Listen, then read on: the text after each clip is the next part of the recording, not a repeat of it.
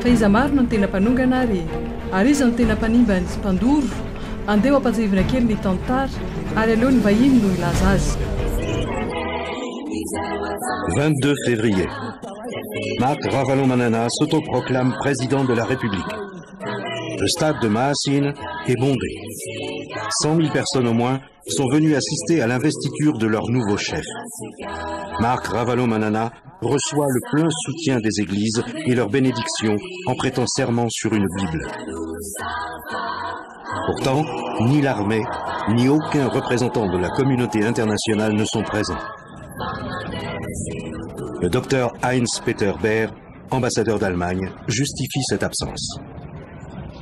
Die Bundesregierung hat die Selbsternennung von Marc Ravalomanana zum Präsidenten am 22. Februar nicht anerkannt und hat gemeinsam mit den europäischen Partnerstaaten diese Selbsternennung bedauert.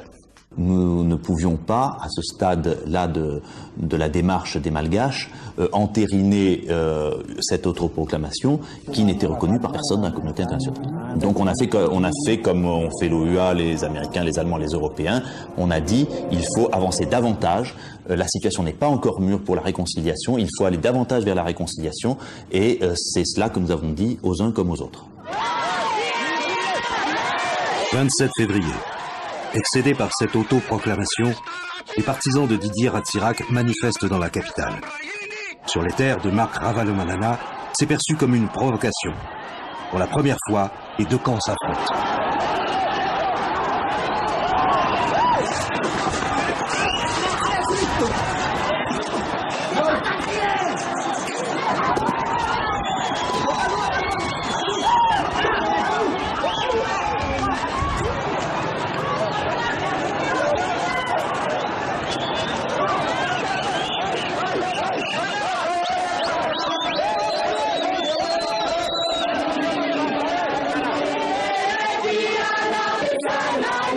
Ravalomanana, au centre de l'île, estime être le président légitime.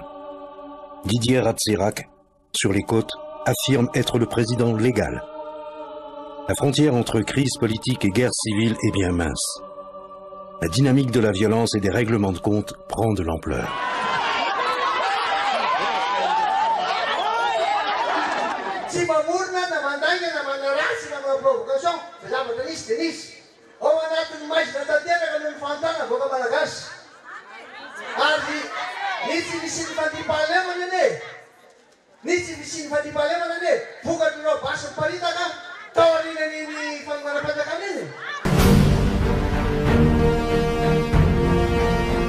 Fa tena nisy marina ve ilay fanonganam-panjakana sa ireo mpiaradia amin'Andriamatoa Marc Ravalomanana ankehitriny no nametraka ilay fanonganam-panjakana?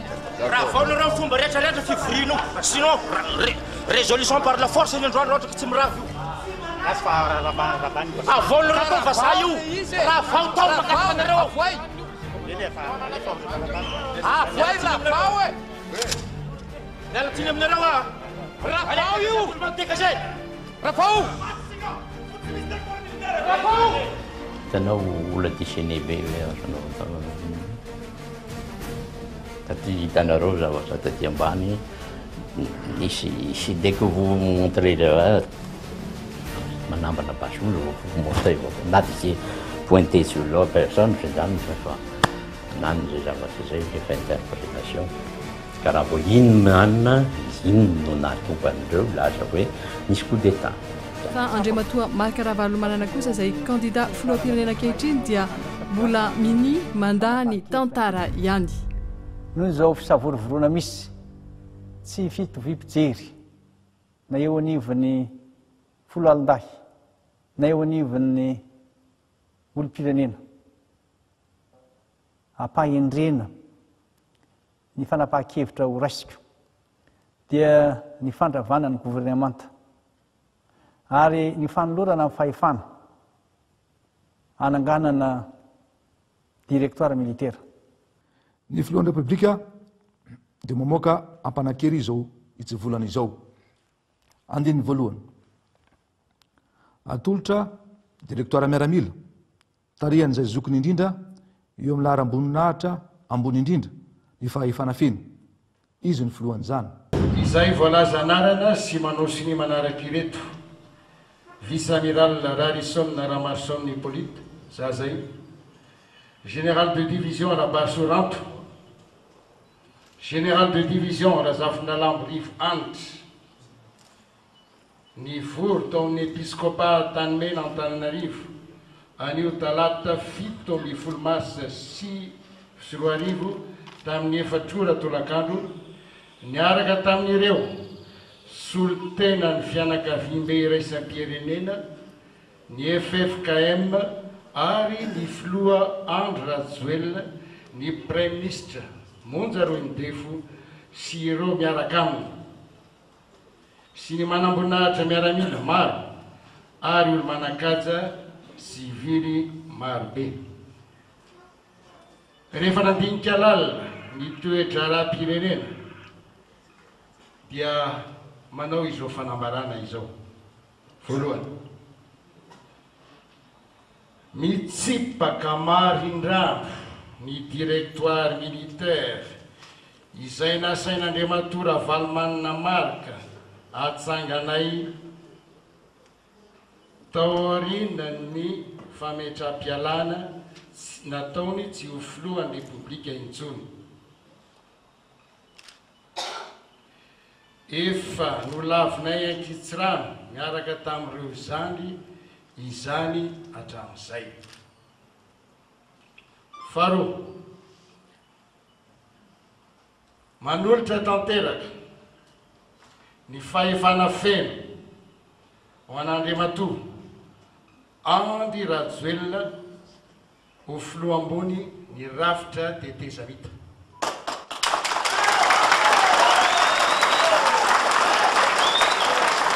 Zary fa diradovana ny olona satria nidrovana natija eo mpanao asa ratsy, ny asan-dahalo, mietraketaka gololo.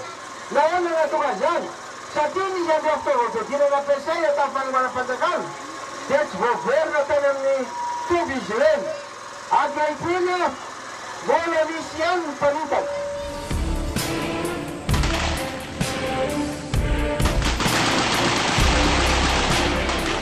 Fa izy ireo miaramila ireo ary avaizy ireo fitaovam-piadiny ary andeha hoarahantsika kely ny fanazavana.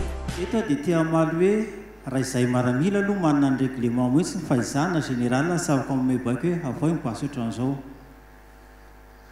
Fa tsy maintsy misy autorisation meny lehibe koa SEMGAM ary mandeha ambara tonga izany zavatra izany. Miainga avy any amin'ny commandant de compagnie izay misy ahy, miainga avy any amin'ny chef de corps izay misy ahy, fa message avy any amin'ny SEMGAM mamea lalana. Mora ny fanometsiny. Fa azotsika tsaina avy eo pasoarany ny faritra masitsika afaka miditra avy any ireny basy ireny. Nanao fanadiadiana tany amin'ny faritra Toliary. Nahita kartosy mbola tsy fahitako. Kartosina 12 mm fa ao anatiny 762. Zay général André Arjona fahampantany inona le styr voangy. Dia zay kartosina fusil de chasse 12 mm dia jereo lany ny ato hoe tolagagy ianao. Dia nisy fanapahan-kevitra andraisinay satria amin'ireny sambo mandehandeha ireny dia misy ny atao hoe élément de sécurité embarqué. Dia rehefa tonga amin'ny faritra anankiray sambo a totsika avy any Seychelles ilay élément sécurité embarqué dia ajanona eo mibasy a dia lasa izy maka avion ty Antananarivo. Dia hoy izy a mantsy an'ilay tompona ndraiky hoe ary le basy ny nakay satria izy mentionné anatin'ilay taratasy dia hoe najanona any amin'ny sambo. Dia izy mitondra ny zavatra miverina tsy voavaly ny fanontaniako.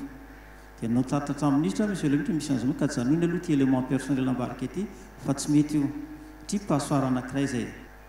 naino vaovatsika tamin'ny herinandro iny hoe tamin'ny tapabolana hoe nisy grenade 35 grenade hitany levina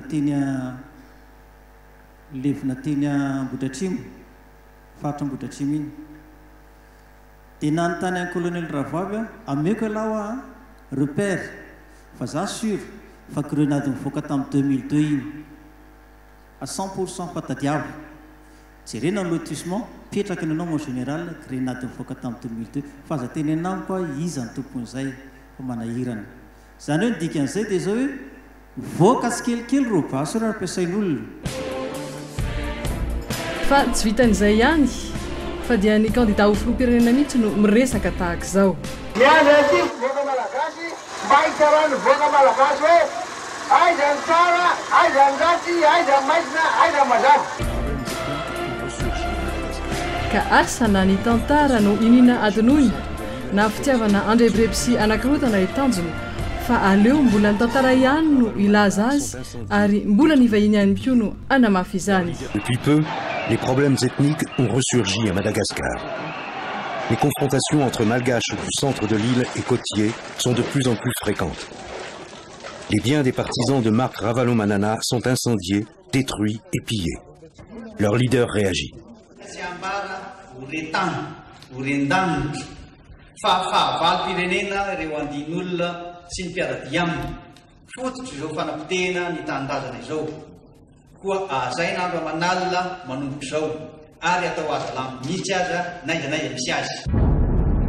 La chasse aux sorcières est lancée. Les murs de la capitale sont couverts d'avis de recherche avec les noms et les adresses des sympathisants de l'ancien régime qui doivent être traqués par la population. L'effet est immédiat.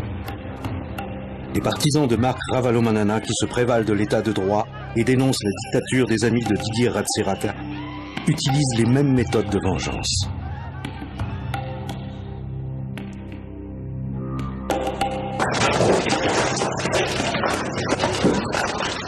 Les collaborateurs de l'amiral rouge sont persécutés. Leurs biens sont saccagés et brûlés, sans aucun état d'âme. Certains sont venus régler leur compte au fusil de chasse.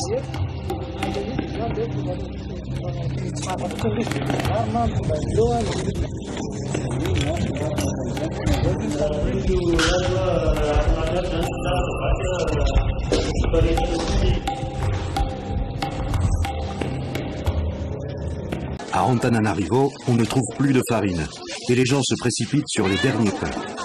Dans certains magasins, on se dépêche d'emporter les derniers sacs de riz. Les étals sont dévalisés. À Tamatave, on ne trouve plus de lait. À Moundave, il n'y a plus de sucre. À Majinga, le prix du sachet de sel a été multiplié par 10. Quand on en trouve, les PPN comme l'huile sont hors de prix et souvent inaccessibles. Mtsinjo malagasy hony hoy ity tanora vao iray ranorana ity ny candidat hoanany. Naongana fa tsy mpanongana raha mbola namahy ireo olana na raha tiana fa tsy nanaratsy filoha amin'ny gasy dia himarika Ravalomanana. Fa adia ve zava-misy izay nampikaikaiky ny rehetra ary namonjana ain'olona anarivony maro sy nampitondra taketra ny fianakaviana anapitrisany maro. Le tissu économique s'est filoché à plusieurs niveaux. Le secteur financier, le secteur bancaire, les avoirs extérieurs sont toujours bloqués. La zone franche, zone d'exportation, essentiellement pour les produits textiles. Donc, si vous voulez, globalement, nous assistons effectivement à une sorte, on peut le dire, de chaos économique. 12 avril. Marc Ravalomanana réussit à installer un de ses gouverneurs à la tête de la province de Fianarantsoa par la force. Il étend son pouvoir.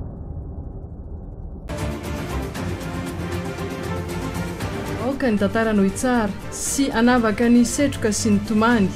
On ne peut pas évacuer même des malades à l'hôpital parce qu'ils ne font pas passer les gens. À Fianarantsoa, la voiture de la Croix a été fusillée.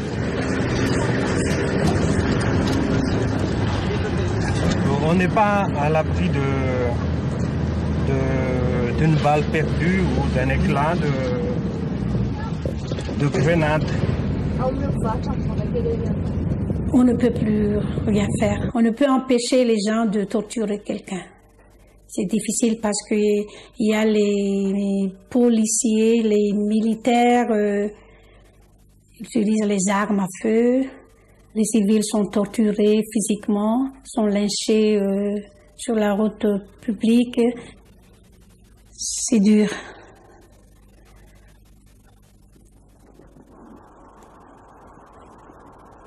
Après le sommet de Dakar, on espère que la paix revienne parce que on s'entretue ici, à Madagascar. 18 avril, Didier Ratsirac et Marc Ravalomanana sont à Dakar. Vous êtes venu en tant que président ou en tant que maire? En tant que président, je suis ici comme président. Ils signent un accord sous la bienveillance de l'OUA et d'Abdoulaye Wade, président du Sénégal. Cet accord, qualifié d'historique, est un espoir pour tous. Il prévoit l'arrêt des violences et une levée immédiate de tous les barrages à Madagascar. Les deux hommes qui détruisent Madagascar vont presque jusqu'à s'embrasser.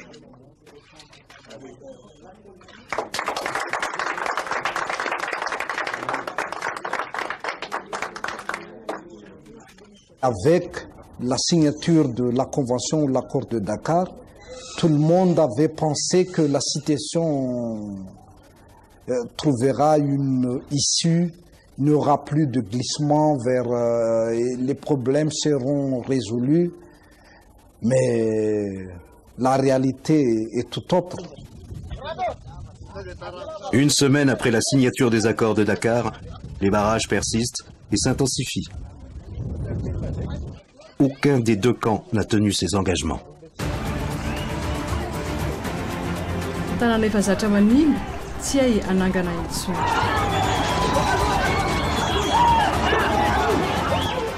Zay namako manalina manomboka izao ary atao azy amin'ny nitsy aza naiza misy azy.